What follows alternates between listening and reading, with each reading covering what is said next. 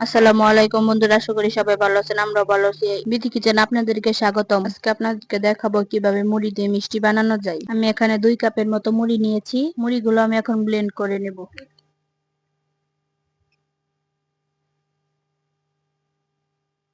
আপনারা চাইলে পাটাতেও বাটতে পারবেন।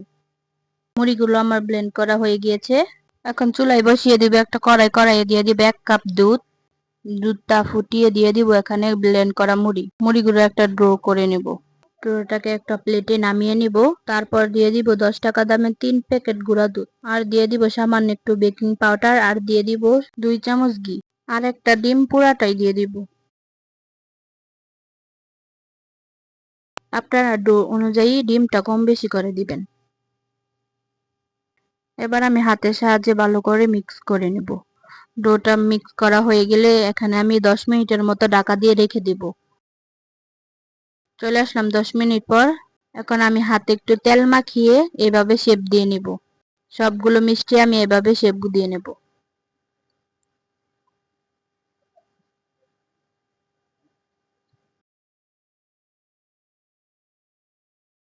এবার আমি দিয়ে দিব একটা কড়াই পরিমাণ মতো তেল। তেলটা গরম হয়ে গেলে দিয়ে দিব বানিয়ে রাখা মিষ্টি।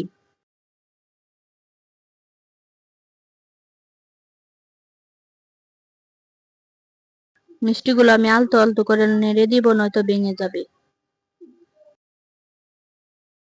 দেখতেই পাচ্ছেন মিষ্টিগুলো কতটা সুন্দর ফুলে উঠেছে। মিষ্টিগুলো আমি বেশি ভাজবো না, নয়তো উপরে চামড়াটা শক্ত হয়ে যাবে।